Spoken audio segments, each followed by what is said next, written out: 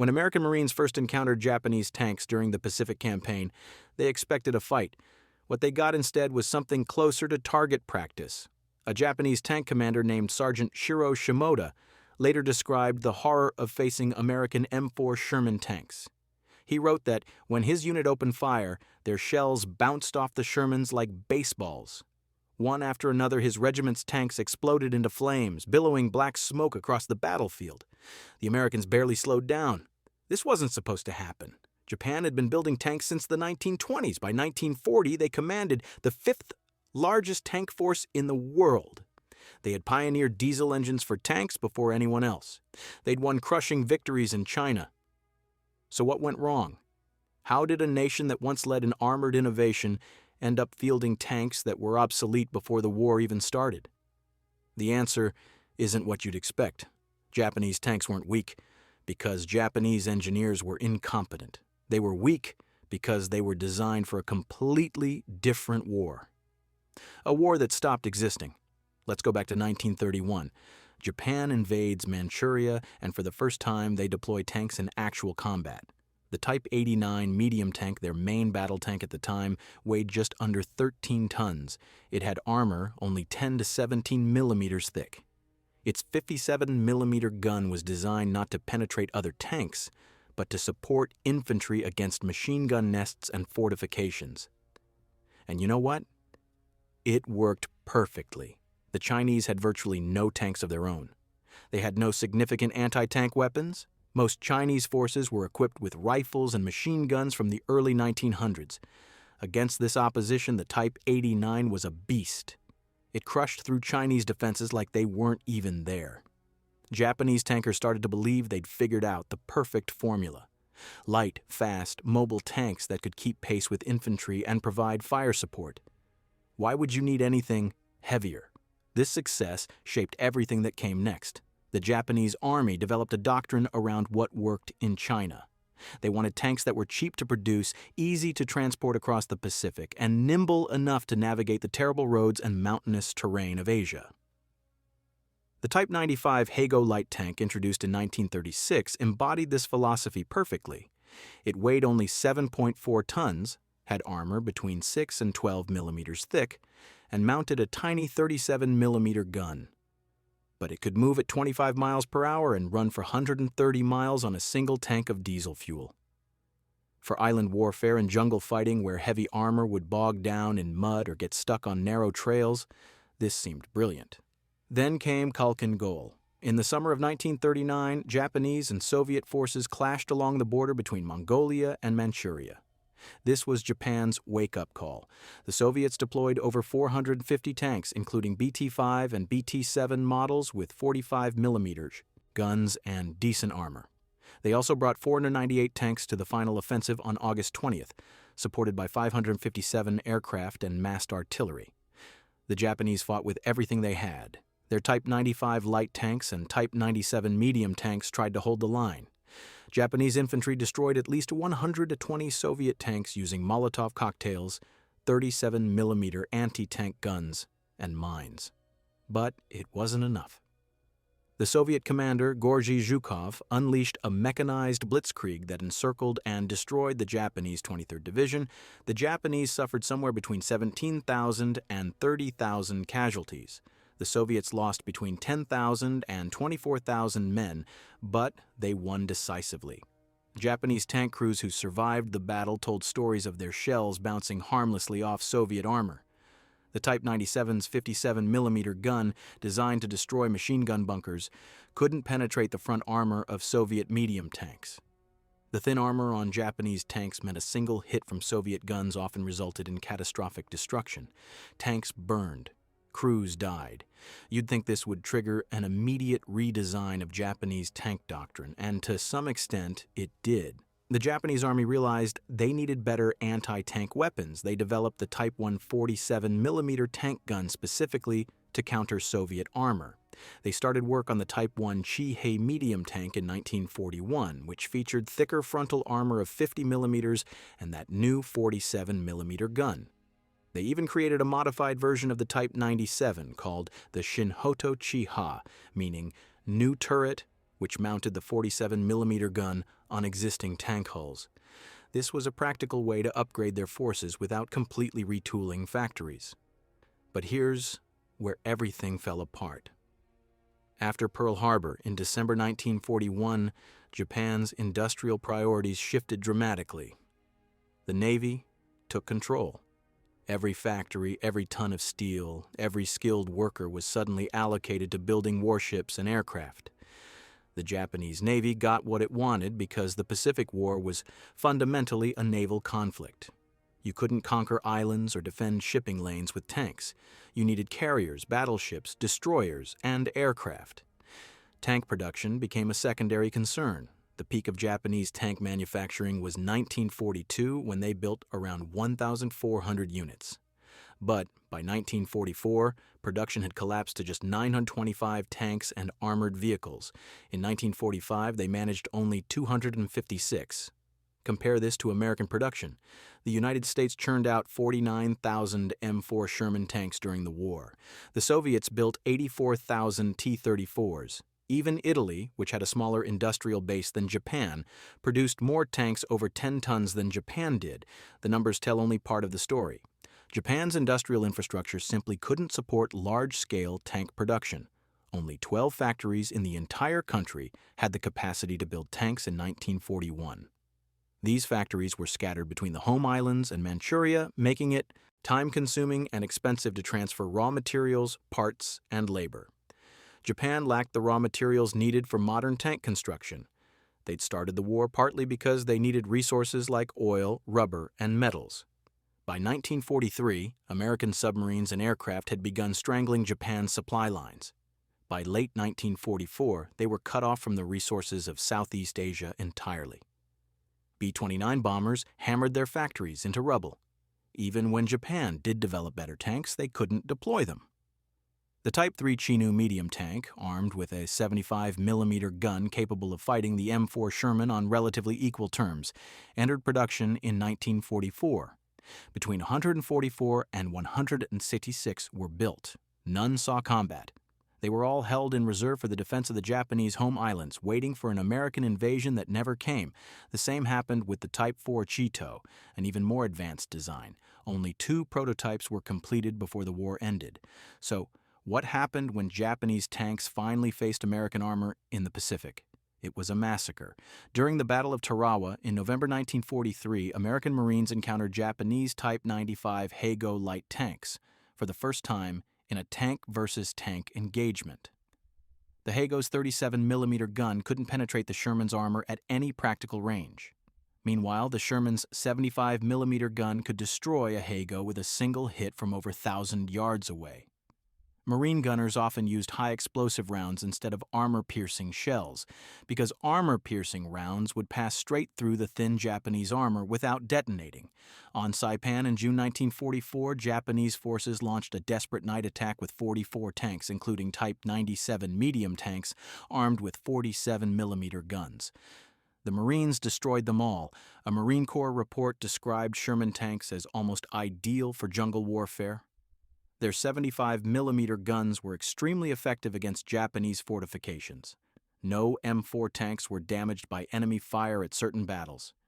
The Marines noted that the crushing, overwhelming power of the infantry tank team kept enemy soldiers pinned in their foxholes and enabled rapid advances. At Tarawa, at Saipan, at Guam, at Peleliu, the pattern repeated. Japanese tanks would charge forward in what amounted to armored banzai attacks, often unsupported by infantry, and get obliterated. When Japanese commanders tried to use tanks more conservatively as dug-in pillboxes, they lasted longer but contributed less to the defense. Either way, they were facing equipment that was simply generations ahead. The Type 97 Shinhodo Chiha, Japan's most common medium tank in the Pacific, weighed 15.8 tons with armor about 25 to 33 millimeters thick at its maximum. The M4 Sherman weighed 30 tons with frontal armor between 51 and 64 millimeters thick. The Sherman could travel 120 miles on roads. The Chiha could manage 130, but that advantage meant nothing in actual combat. When their 47mm guns fired at Shermans, the rounds might penetrate at close range if they hit the sides or rear. But Sherman's 75-millimeter guns could destroy Japanese tanks from any angle at any practical combat distance. Japanese tankers knew they were doomed. Documents recovered after the war showed that by 1945, Japanese commanders openly stated that the fight against the U.S. Army was a fight against the M4 tank. They had no answer for it. Their standard anti-tank weapons, the Type 1 47-millimeter anti-tank gun, could penetrate Sherman armor only under ideal conditions at close range. In the dense jungle terrain of the Pacific, getting those ideal conditions was nearly impossible. Japanese forces resorted to desperate measures: magnetic mines, suicide squads rushing tanks with explosive charges, elaborate tank traps. None of these were as effective as the basic German Panzerfaust or the Pak-40 anti-tank gun. The Japanese were fighting a modern armored enemy with improvised weapons. Here's the crucial thing to understand. Japanese tank designs weren't stupid. When the Type 95 Heigo was designed in 1935, it was comparable to light tanks being built by other nations. The Type 89 medium tank, for all its limitations, was the world's first mass-produced diesel-powered tank when it entered service in 1929. Japanese engineers understood armored warfare. They'd studied German and Soviet tactics. General Tomoyuki Yamashita was sent to Germany to study Wehrmacht armored doctrine. He came back with recommendations for new medium tanks and better anti-tank equipment. But none of it mattered. Japan's strategic situation made modern tank development impossible. They were fighting a two-front war across the largest ocean on Earth, while also bogged down in China. Their Navy and Army were bitter rivals who refused to cooperate or share resources. The Navy controlled most of Japan's industrial capacity and allocated steel, aluminum, and production facilities to ships and planes. The Army got the leftovers. Even the terrain of the Pacific War worked against Japanese tanks. Most battles took place on small islands covered in jungle or volcanic ash. Tanks couldn't maneuver like they could on the European steppes or North African deserts. Supply lines stretched across thousands of miles of ocean that American submarines and aircraft increasingly dominated. Getting tanks to the front was dangerous and expensive. Once they arrived, the tropical climate, terrible roads, and lack of spare parts meant constant maintenance problems. And there was another factor, one that's easy to overlook. Japan had bet everything on avoiding a long war. Their entire strategy depended on delivering quick, devastating blows that would force their enemies to negotiate peace. Pearl Harbor was supposed to cripple the American Pacific Fleet and buy Japan time to consolidate their conquests. They never planned for a grinding, multi-year conflict against an enemy with 10 times their industrial capacity. So, when the long war came anyway, when American submarines cut off their oil and American bombers destroyed their factories, when the Navy demanded every scrap of resources for kamikaze planes and super battleships, the tank program withered. Promising designs like the Chai-Hei and Chi-Nu couldn't get into production fast enough. The Type 5 Chai-Rai prototype, which would have been a genuinely formidable tank with a 75-millimeter gun and 75 millimeters of frontal armor, barely made it past the design stage. Only a single prototype was completed before the war ended. The ultimate irony is that Japan probably made the right choice, given their strategic situation. Tanks weren't going to win island battles in the Pacific. Naval power and air superiority were decisive. 1,000 more tanks wouldn't have changed the outcome at Midway or Iwo Jima or Okinawa.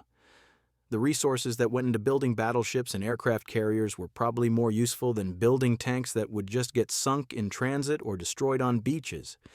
But that logic didn't help the Japanese tankers who climbed into their Type 95s and Type 97s, knowing they were driving into battle in machines that were obsolete before they left the factory. It didn't help the crews who watched their shells bounce off Sherman armor while American guns tore through their thin steel like paper. And it didn't change the fact that Japanese tank design, which had started with so much promise in the 1930s, ended up as one of the great failures of World War II. Japan's tanks weren't weak because of bad engineering. They were weak because they were built for a war that stopped existing, a war against lightly armed Chinese infantry. A war where tanks supported foot soldiers and didn't need to fight other tanks. A war where mobility and fuel efficiency mattered more than armor and firepower. That war ended at Khalkhin Goal in 1939, and it never came back. But Japan kept building for that war anyway. Not because they were stupid, but because changing course was impossible. Their industry couldn't support it, their navy wouldn't allow it, their strategic situation didn't permit the time or resources needed to start over. So they fought the Pacific War with tanks designed for a conflict that no longer existed, and their tankers paid the price. By the time American forces prepared to invade the Japanese home islands in 1945, Japan had finally produced some decent tanks. The Type 3 Chinook with its 75mm gun. The Type 4 Chito prototype with even better armor. Plans for super heavy tanks like the OI that would have rivaled German Tiger tanks. But none of them saw combat. They sat in warehouses and depots, waiting for an invasion that ended with 2 atomic bombs instead. Japanese tanks in World War II tell a larger story about industrial capacity, strategic priorities, and the consequences of preparing for the wrong kind of war. They're a reminder that in modern warfare, having the best equipment matters less than having the right equipment for the battles you're actually fighting. And sometimes, no matter how skilled your engineers or brave your soldiers, you can't overcome the gap between what you have and what you need. The Marines who fought their way across the Pacific rarely worried about Japanese tanks. They had plenty of other nightmares to deal with: dug-in machine gun nests, hidden artillery, fanatic infantry who fought to the death. But tanks, those were almost an afterthought. A Marine Corps report from Bougainville noted that no M4 Sherman tanks were even damaged by the enemy. Not disabled, not scratched, not damaged at all. That's how far Japanese armored forces had fallen, from the 5th largest tank force in the world in 1940 to a minor inconvenience for American infantry by 1943. It happened because Japan designed their tanks for one war and ended up fighting a completely different one. And once that mismatch became clear, they didn't have the time, resources, or strategic flexibility to fix it. So the next time you see footage of American Shermans rolling across Pacific Islands while Japanese defenders futilely throw themselves against them, remember? Those obsolete Japanese tanks weren't the result of incompetence. They were the result of a nation that prepared brilliantly for the wrong war and then ran out of time to change course.